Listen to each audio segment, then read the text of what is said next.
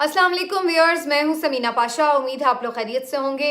एक और अहम वीलॉग के साथ आपके सामने हाजिर हैं और आज की दिन भर की अपडेट्स भी आपके साथ शेयर करेंगे और इसके साथ साथ जनाब कुछ एनालिसिस भी करेंगे कि आने वाले दिनों में होने क्या जा रहा है। अहम खबरें अदालत से हैं। बुशरा बीबी साहिबा गिरफ्तार हो गई थी आज अडियाला में, फिर उसके बाद क्या उनको बैरक में भेज दिया गया या क्या मामला हुआ, आपको अपडेट करेंगे।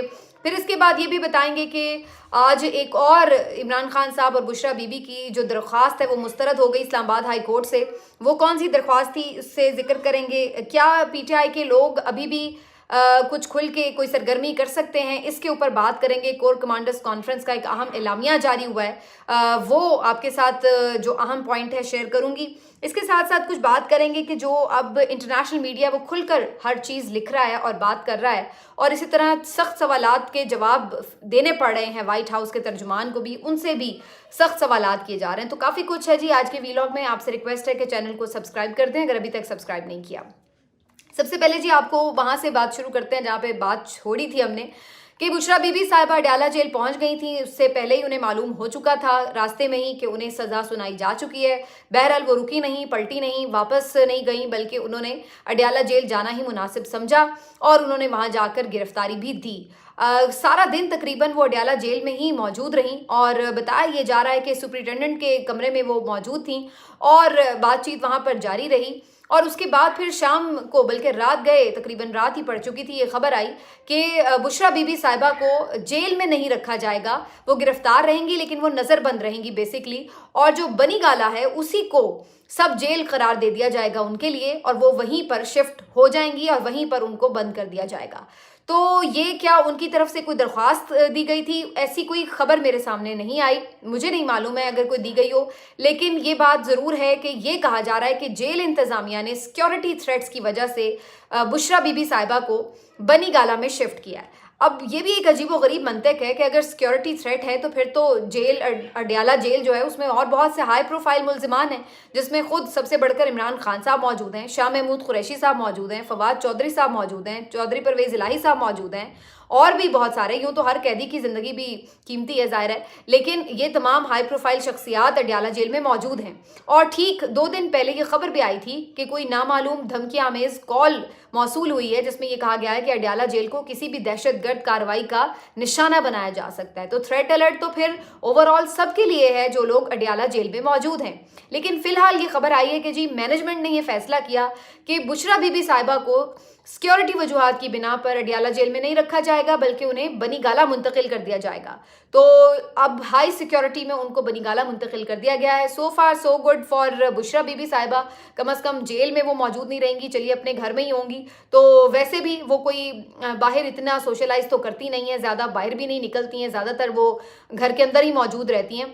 तो उनको फिर सज़ा हुई या नहीं हुई तकरीबन एक बराबर ही बात हो गई, इसलिए कि ना तो वो सियासत में हिस्सेदार है, ना उन्होंने इलेक्शन लड़ना था और ना ही वो कोई आकर मीडिया से बात करती हैं कि किसी तरह से कोई इन्फ्लुएंस कर सकती। तो वो पहले भी घर के अंदर ही मौजूद रहती थी, तो वो अब भी घर के अंदर ही मौजूद रहेंगी।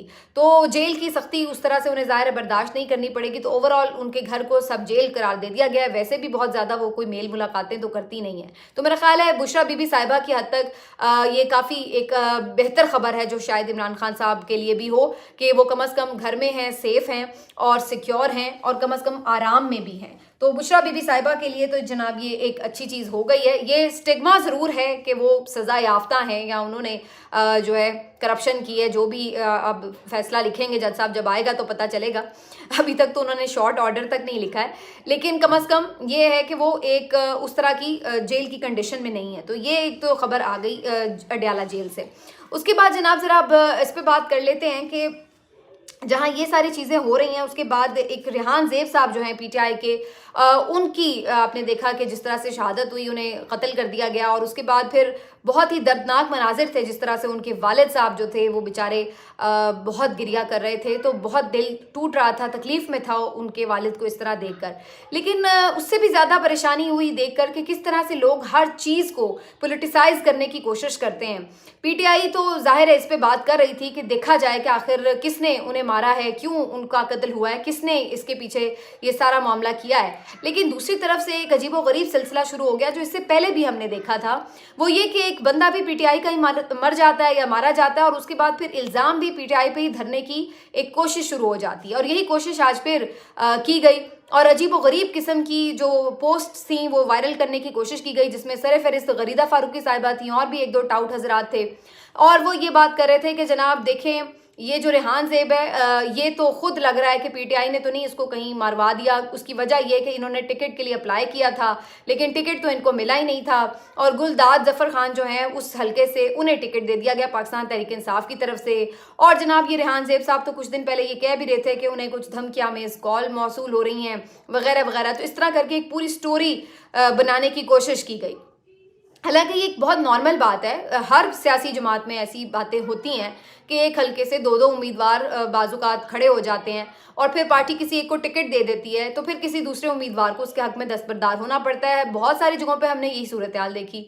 इसी तरह का मामला रेहान ज़ेब का भी था, वो भी उन्होंने भी कागज़ जमा कराए लेकिन पार्टी ने अगर गुलजफर साहब के हक में फैसला किया तो वो फिर भी उनके साथ ही थे। लेकिन उसके बाद इस सारे मामले को इस तरीके से ट्विस्ट करने की कोशिश की जा रही है कि जैसे पीटीआई के अंदर से ही किसी ने उनको मार दिया है और पूरी कोशिश की गई कि इस तरीके से। लेकिन इसमें जो एक थोड़ा सा लग रहा था लूप होल वो पीटीआई की तरफ से वो ये था कि वो इसे रेहान ज़ेब साहब को अपना उम्मीदवार NA 8 से डिक्लेयर कर रहे थे कि जी वो वहाँ से उम्मीदवार थे। तो वो बेसिकली उम्मीदवार हो सकते हैं कि जब उन्होंने कागज़ जमा कराए लेकिन वो टिकट होल्डर नहीं थे। तो इसको क्लैरिफाई होना चाहिए था कि वो वहाँ से इलेक्शन नहीं लड़ रहे थे पीटीआई की तरफ से।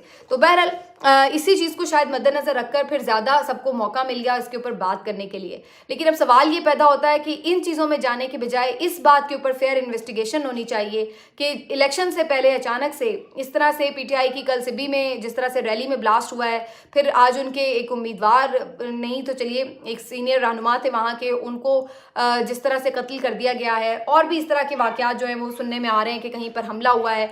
तो ये सारी चीज़ें जो हैं ये बहुत क्वेश्चनेबल हैं और ये सवाल उठ रहे हैं कि अमन ओ अमान की क्या सूरत हाल है। भाई मौलाना फजल रहमान साहब ऑलरेडी अपने तहफ़्फ़ुज़ात का इज़हार कर चुके हैं।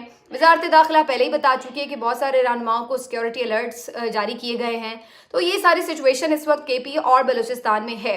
इन्हीं सारी सिचुएशंस के बाद एक अहम खबर यह आई कि कल इलेक्शन कमीशन ऑफ पाकिस्तान ने सुबह अहम इजलास तलब कर लिया है जिसमें ओवरऑल इलेक्शन के इंतजामात और फिर ख़ास तौर पर खैबर पख्तूनख्वा और बलूचिस्तान में जो दहशत गर्दी के मुख्तलिफ वाक़यात हुए हैं और ये वाले भी जो वाक़यात हुए हैं इससे मुतालिक जो है वो एक बाकायदा मीटिंग की जाएगी, इजलास मुनक़्क़िद किया जाएगा और इनका जायज़ा लिया जाएगा और ये सारी सूरत हाल के बाद ही कोई फैसला किया जाएगा। बज़ाहिर ऐसा तो नहीं लग रहा है कि इलेक्शन मुलतवी हो जाए, लेकिन कुछ लोग ये कह भी रहे हैं कि कहीं ऐसा ना हो कि इन्हीं वाक़यात के तनाजुर में ये कह दिया जाए कि चलें जी अब इलेक्शन नहीं करवा रहे। हालांकि होना तो ये चाहिए कि आप बेहतर सिक्योरिटी प्रोवाइड करें लोगों को और अच्छे माहौल में इलेक्शन कराएं जो कि आपकी जिम्मेदारी है। इस तरह तो कभी भी फिर इलेक्शन नहीं हो सकते। हर दफ़ा कभी भी आप इलेक्शन रखेंगे 5 महीने बाद भी रखेंगे, क्यों एक दो लोग इस तरह से कोई मार दे और उसके बाद फिर आप पूरा सुबह फिर इसी तरह चलाते रहेंगे। तो ये एक अजीबोगरीब सी मंतिक है। इसके ऊपर तो मेरा नहीं ख्याल है कि इलेक्शन मुलतवी होने चाहिए। अच्छी सिक्योरिटी अरेंजमेंट करें और फिर उसके बाद इसके ऊपर बात होनी चाहिए। ऐसे हालात नहीं अल्लाह ना करे कि जो हम पहले देखा करते थे पाकिस्तान में, लेकिन इसमें तो बाकायदा ऐसे लग रहा है कि टारगेट किलिंग हुई है। ये कोई ऐसी जनरल दहशत गर्दी नहीं है जो इससे पहले हम देखते थे कि कहीं पे भी दहशत गर्दी के वाक़यात हो रही है। तो बाकायदा ऐसे लग रहा है कि कोई टारगेटेड कार्रवाई हैं, तो इसका जायज़ा लेना पड़ेगा। अब मसला ये है कि ये सब कुछ एक तरफ हो रहा है और दूसरी तरफ कोर कमांडर्स कॉन्फ्रेंस जो है वो भी मुनक़्क़िद हुई। उसमें ज़ाहिर है आर्मी चीफ सदारत कर रहे थे और इलेक्शन के हवाले से भी जो मामला थे वो ज़ेर बहस आए और ये तय किया गया कि जी जो भी आइन के तहत ड्यूटी असाइन की जाएगी उसको पूरा किया जाएगा और जो फ़ौजी जवान हैं वो अपनी जो ड्यूटी है वो सर अंजाम देंगे और जी इलेक्शन पुरअमन माहौल में कराने के लिए हर मुमकिन कोशिश की जाएगी। और इसके साथ साथ जो एक लाइन सबसे ज़्यादा मानी ख़ेज़ और इम्पॉर्टेंट थी वो ये थी कि सियासी सरगर्मी की आड़ में किसी को भी कोई दहशतगर्दी या इस तरह की कोई कार्रवाई करने की इजाज़त नहीं मिलेगी, इंतशार फैलाने की या शर पसंदी की। तो ये बड़ा इंपॉर्टेंट था कि ये मैसेजिंग किससे की गई है कि सियासी सरगर्मी, यानी आप जनरली भी कह सकते हैं कि भाई किसी को दहशतगर्दी करने की इजाज़त नहीं दी जाएगी या अमन ख़राब करने की इजाज़त नहीं दी जाएगी, लेकिन जब आप स्पेसिफिकली उसमें ये वर्ड ऐड कर देते हैं कि सियासी सरगर्मी की आड़ में, तो इस बात का फिर क्या मतलब है? ये क्या अगेन कोई मैसेजिंग है किसी सियासी मखसूस सियासी जमात के लिए कि भाई आप जो है दहशतगर्द हैं या कोई दहशतगर्दी की कार्रवाई करने का इरादा रखते हैं? अब अगेन यही बात है कि ये एक सेंसिटिव इशू है, क्योंकि ये तो सबको नज़र आ रहा है कि इस वक्त पाकिस्तान तहरीक इंसाफ और इस्टेब्लिशमेंट के दरमियान जो ताल्लुकात हैं उसमें इतनी खलीज हाइल हो चुकी है। तो इस सारी सिचुएशन के पस मंज़र में ये गुमान होता है कि कहीं ये इसी तरफ इशारा तो नहीं है, लेकिन एक तरफ हम देख रहे हैं कि वही जो पार्टी है उसके ही उम्मीदवार गिरफ्तार हो रहे हैं, उसके उम्मीदवार जो हैं कैंपेन नहीं कर पा रहे हैं, उनके लीडर्स जो हैं उनके रैलीज़ में अटैक हो रहे हैं, उनका एक लीडर मारा जाता है, और दूसरी तरफ क्या हम उन्हीं को मैसेजिंग कर रहे हैं कि सियासी सरगर्मी की आड़ में कुछ नहीं करने दिया जाएगा। तो ये बड़ा अजीबो गरीब मामला है। हालांकि मैंने आज इससे पहले देखा कि रेहान ज़ेब को जब उनकी लाश आई तो कुछ लोग ज़ाहिर है मुश्तिल हो गए, जज्बाती हो गए, और वो एहतजाज करके वहीं बैठ गए स्काउट्स ऑफिस के सामने। लेकिन फिर बाद में उन्होंने जो धरना दिया था ख़त्म कर दिया गया यकीन दहानी पर कि कातिलों को पकड़ा जाएगा।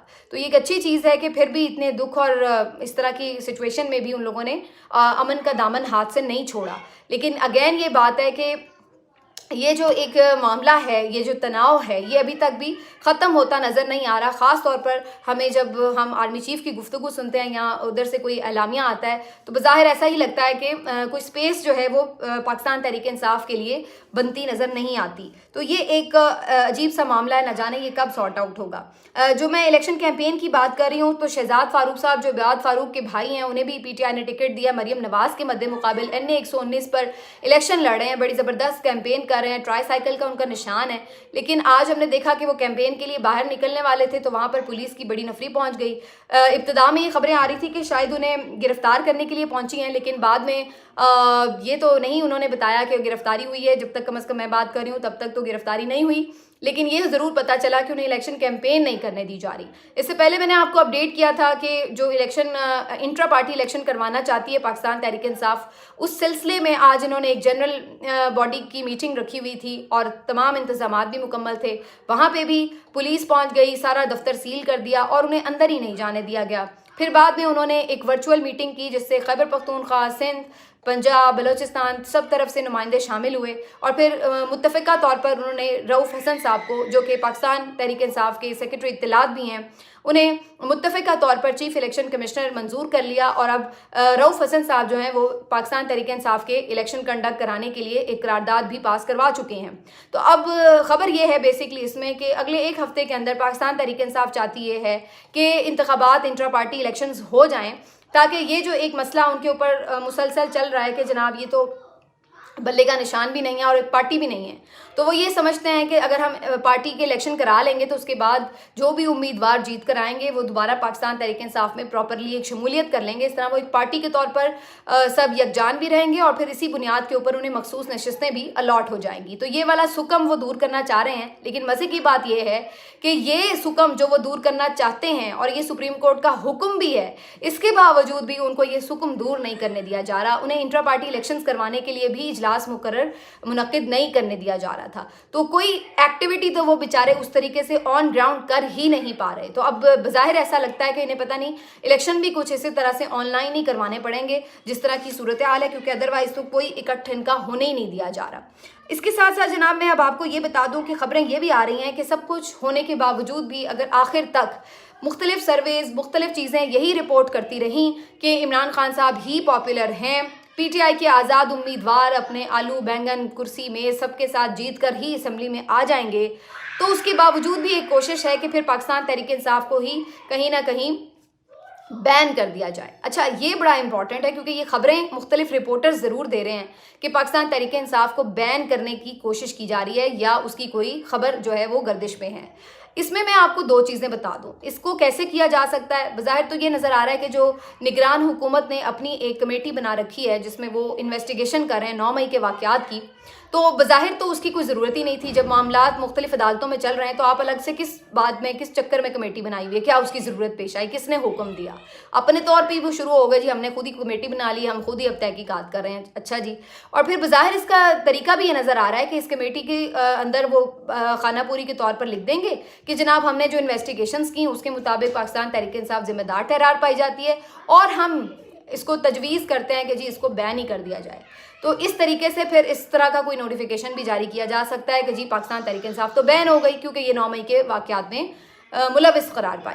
तो इस तरह का जब ये कमेटी बनी थी तभी कुछ अंदाज़ा हो रहा था कि ये किसी नेक मकसद के लिए तो बनी नज़र नहीं आ रही है, क्योंकि 9 मई की वाक़यात की तहकीकात ही मकसद होता तो या तो आप एक इंडिपेंडेंट जुडिशल इंक्वायरी कराते, और या फिर ऑलरेडी जो मुकदमात चल रहे हैं मुख्तलिफ लोगों के ऊपर अदालतों में, मिलिट्री कोर्ट्स में, तो फिर आप उनका या तो इंतज़ार करते। अलग से इस कमेटी का तो कोई सरपैर ही नहीं था बनाने का। तो ये नज़र आ रहा था कि ये जानबूझकर कोई साजिश ही की गई है और ये कमेटी जो बनी है। अब आईनी और कानूनी तौर पर तो बज़ाहिर इसकी कोई गुंजाइश नज़र नहीं आती, ना तो कमेटी बनाने की और ना ही कोई निगरान हुकूमत किसी पार्टी को बैन कर सकती है, क्योंकि इसका एक प्रॉपर प्रोसीजर है पूरा आईन और कानून में कि कैसे आपने किसी सियासी जमात को बैन करना है। उसके लिए आपकी जो इलेक्टेड गवर्नमेंट होती है वही एक रेफरेंस तैयार करती है, उसमें इलेक्शन कमीशन जायज़ा लेता है, अगर वो इस तरह की चीज़ें देखता है सुप्रीम कोर्ट में आगे भेजा जाता है और फिर हतमी फैसला सुप्रीम कोर्ट करती है। ये ऐसा नहीं है कि एक कमेटी बने और उठ के अपने तौर पर ही एक पार्टी को ही बैन कर दे उठा के। लेकिन चूंकि आपको पता है हमारे मुल्क में आइन और कानून नाम की तो कोई चीज़ है नहीं, तो इसलिए ये हम सोच नहीं सकते कि जी ऐसा नहीं हो सकता, हमारे मुल्क में कुछ भी हो सकता है। तो बहरहाल फिर ये होगा कि ये फैसला करेंगे और उसके बाद फिर कहेंगे कि जाएं जी आप अपील कर लें, फिर ये अपील लेके बेचारे सुप्रीम कोर्ट चले जाएंगे, फिर सुप्रीम कोर्ट में आपको मालूम ही है कि कौन कौन बैठा हुआ है और वो फिर कैसे कैसे फैसले करता है। तो जिन्होंने बल्ले का निशान नहीं दिया तो वो क्यों इनका जो बैन है उसके मामले में कोई रियायत कैसे बरतेंगे, उनका तो एक एटीट्यूड ही उनके साथ डिफरेंट होता है पाकिस्तान तहरीक इंसाफ के साथ। तो ये सारी सिचुएशन है जी, पीटीआई के लिए मुश्किलात अभी भी जारी और सारी हैं। जो प्रॉब्लम है सिर्फ एक है, वो ये कि बंदे लोग काबू नहीं आ रहे। 8 फरवरी को वो क्या कर डालें वो एक अलग सिनेरियो हो सकता है जिसका फिलहाल किसी के पास कोई जवाब नहीं है, लेकिन अदरवाइज उससे पहले हर मुमकिन कोशिश की जा रही है कि पीटीआई को किसी भी तरह रास्ता रोक कर पावर में आने से रोका जाए। अब ये सारी चीज़ें इतनी ऑब्वियसली हो रही हैं कि इसको जो आपके इंटरनेशनल मीडिया है वो भी रिपोर्ट कर रहे हैं और वो खुला के लिख रहे हैं। मैं सिर्फ आपको 1-2 लाइंस पढ़ के सुनाना चाहती हूँ। द इकोनॉमिस्ट बहुत आपको मालूम है वेल नॉन रिप्यूटेड मैगजीन है। खैर इसके बारे में आर्मी चीफ साहब ने कुछ दिन पहले फरमाया था कि किसी भी इंटरनेशनल जरीदे में $5 लाख देके लिखा जा सकता है। मुझे नहीं पता कि इस आर्टिकल लिखने के लिए किसने $5 लाख जो हैं वो अदा किए हों, लेकिन बहरहाल ये आर्टिकल लिखा हुआ है और उस आर्टिकल की कुछ लाइंस में ये लिखा हुआ है कि Imran Khan has been convicted again, Pakistan general are sidelining his party ahead of general election. तो वो सीधा पाकिस्तानी जनरल्स के ऊपर इसका जो है वो मुद्दा डालते हैं। इसी तरह से ब्लूमबर्ग की आज एक आर्टिकल आई है, उसके अंदर भी वो ये लिखते हैं कि जी मोस्ट पॉपुलर पॉलिटिशियन जो है वो पाकिस्तान के वो इस वक्त बिहाइंड द बार्स हैं और उन्हें 8 फरवरी के इलेक्शन में हिस्सा लेने से रोका जा रहा है। और वो अगेन फिर ये बात करते हैं कि जो पाकिस्तान की मिलिट्री है उसके बहुत इन्फ्लुएंस है पाकिस्तान के सिस्टम के अंदर, और बज़ाहिर ऐसा ही लग रहा है कि पाकिस्तान तहरीक इंसाफ को जो इसमें पूरी तरह पार्टिसिपेट नहीं करने दिया जा रहा है या उसको इलेक्शन से आउट रखा जा रहा है। तो ये सारा मामला जो है वो उस तरफ से है। तो ये चीज़ें बड़ा ऑब्वियसली हर कोई रिपोर्ट कर रहा है। इसके साथ साथ ब्लूमबर्ग ने आज एक सर्वे भी कंडक्ट करवाया। इसके नताइज जो उन्होंने आज छापे हैं वो भी बड़े इंटरेस्टिंग है, और मज़े की बात यह कि उसमें एक दफ़ा फिर से इमरान खान साहब आपको लीड लेते हुए नज़र आ रहे हैं। बेसिकली उनका सवाल ये था कि कौन है ऐसा लीडर पाकिस्तान में जो कि पाकिस्तान की मईशत के ऊपर बहुत अहम फैसले करने की सलाहियत रखता है। और ये उन्होंने कोई जनरल पब्लिक से सवाल नहीं किया था कि कोई भी अपनी चॉइस बगैर सोचे समझे बता दे, बल्कि जो इसके एक्सपर्ट्स हैं उनसे ओपिनियन ली गई थी, और जो यानी पाकिस्तान की मईशत को समझते हैं और जो मईशत के ऊपर एक नज़र भी रखते हैं, तो उन लोगों से ये राय ली गई थी। ये कोई जनरल पब्लिक सर्वे नहीं था। इस सर्वे के मुताबिक भी इमरान खान साहब लीड करते हुए नज़र आ रहे हैं, और 44% का ख्याल था कि इमरान खान साहब जो हैं वो पाकिस्तान की मईशत में बुनियादी फैसले करके उसे सही ट्रैक पर डाल सकते हैं, जबकि 37% ने नवाज शरीफ और 22% ने बिलावल भुट्टो जरदारी, जबकि हैरत अंगेज तौर पर 20% ने जहांगीर तरीन साहब का भी नाम लिया। तो इस सर्वे के मुताबिक भी इमरान खान साहब को ही हम लीड करते हुए देख रहे हैं। तो एक तरफ हमें ये सारा सिनेरियो नज़र आ रहा है कि जहाँ पर हर तरफ ये बात बड़ी खुलेआम हो रही है कि पाकिस्तान के जो इंतखाबात हैं वो किस तरह हो रहे हैं। वाइट हाउस में भी जब इस हवाले से एक यानी सवाल जवाब का हफ्तावार सेशन चल रहा था, तो उसमें बार बार ये सवालात किए जा रहे थे मुख्तलिफ वहाँ के जर्नलिस्ट की जानिब से। एक ने ये भी पूछा कि भाई ये किस किस्म का ट्रायल हो रहा है, ये कैसा मजाक है कि इस तरह की सजाएं दी जा रही हैं। उन्हें इतना बारीकी से पता था, वो हर चीज़ कोट कर रहे थे कि जी किस तरह से उनका हक़ दिफा ख़त्म किया गया, इतनी जल्दी में हेस्ट में फैसले सुनाए गए, ये सब क्या हो रहा है। तो इसके ऊपर वो आगे से पक्का सा मुंह बना के तर्जुमान कह देते हैं कि जी ये तो उनका, हमें तो ज़्यादा उनके सिस्टम का, अदालतों का पता नहीं है, तो ये उनका अदालतों का इंटरनल मामला है, हम उस पर क्या कमेंट करें। और फिर दूसरे ने इसी बात पे फिर सवाल डाला कि भाई जब आप पाकिस्तान की हम बात करते हैं तो आप कहते हैं ये इंटरनल मामला है, और जब वेनेजुएला की बात होती है तो फिर आप बड़े मामे चाचे बन जाते हैं कि जनाब सही डेमोक्रेसी होनी चाहिए, सही अदालती सिस्टम होना चाहिए, फिर वहाँ आप क्यों जज बन जाते हैं। तो वो फिर आए बाएँ शाएँ शुरू हो गए कि नहीं जी वहाँ पर ज़रा और हिसाब किताब है और ये वो। लेकिन बात ये कि जो कुछ हो रहा है वो सारा कुछ रिकॉर्ड पे है और उसको हर कोई देख सकता है। वो इतना ऑब्वियस है कि अब उसको आप जो मर्जी कवर देने की पाकिस्तान में कोशिश करें, ना सिर्फ ये कि वो पाकिस्तान में हर कोई ऑब्वियसली देख सकता है बल्कि उसको बाहर भी रिपोर्ट किया जा रहा है और लोग सवाल करते हैं। अमेरिका के जवाब तो यही हो सकते थे, जाहिर है वो बड़ा अच्छा सा एक फ़िक्रा है कि भाई शरीके जुर्म ना होते तो मुखबरी करते। तो अमेरिका तो ख़ुद इमरान खान साहब के लिए ग्रीन लाइट नहीं प्रोवाइड करता, वो ख़ुद उनको नहीं इक़्तिदार में देखना चाहता, तो वो क्यों कहेगा कि हाँ भाई गलत ट्रायल नहीं होना चाहिए, डेमोक्रेसी ट्रू स्पिरिट में होनी चाहिए। तो बस वो भी यही चाहता है कि नाम नेहाद से इलेक्शन हो और कोई ऐसे ही कॉम्प्रोमाइज्ड किस्म के लोग आ जाएं। ये तो ऑन रिकॉर्ड उनकी स्टेटमेंट है कि जी नवाज शहबाज से डील करना आसान है वगैरह। तो वो यही चाहते हैं कि इसी टाइप के लोग आ जाएं, जो कोई बंदा एक आज़ाद सोच रखता है उसको उन्हें परेशानी होती है डील करने की, क्योंकि वो मुंह पे एब्सोल्युटली नॉट कह देता है, अमेरिका से खौफजदा नहीं होता, उसके रोब में नहीं आता, तो फिर ये चीज़ें उनको भी सूट नहीं करती। तो इसलिए वो क्यों आवाज़ उठाएंगे कि भाई हाँ ये गलत हो रहा है। तो आप इसीलिए एक वो खामोशी देख रहे हैं कि और कहीं पर कोई भी मामला हो तो इन लोगों को बड़ी पेट में तकलीफ होती है, लेकिन यहाँ पर अब उन्हें भी चूँकि ये सूट नहीं कर रहा तो इसलिए इस पे वो खामोश बैठे हुए हैं। तो बहरहाल जी ये सारी कहानी है, लेकिन वक्त एक सा नहीं रहता। वहाँ पे अमेरिका में भी हालात शायद बदलने जा रहे हैं, क्योंकि वहाँ के भी हालात ये बता रहे हैं कि डोनाल्ड ट्रंप के लिए एक सपोर्ट जो है वो ज़्यादा नज़र आ रही है। तो इस साल के आखिर में अमेरिका में भी इलेक्शंस हैं, देखना पड़ेगा कि वहाँ पर क्या सिचुएशन बनती है। लेकिन बात वही है कि असल में जब हमारा अपना ही सिस्टम इतना रॉटन हो, इतना ख़राब हो, तो हम किसी को क्या कहें कि भाई वो क्यों नहीं बोला या वो क्यों नहीं बोला। या हमारे सब लोग जब इतने कॉम्प्रोमाइज्ड होते हैं और इतने बुज़दिल भी हैं कि कोई अगर खड़ा ही नहीं हो सकता, किसी जगह पे स्टैंड ही नहीं ले सकता, तो फिर वहाँ पर हम किसी और से क्या उम्मीद रखें। मिलते हैं आपसे अगले वीलॉग में, अपना ख्याल रखिए। अल्लाह।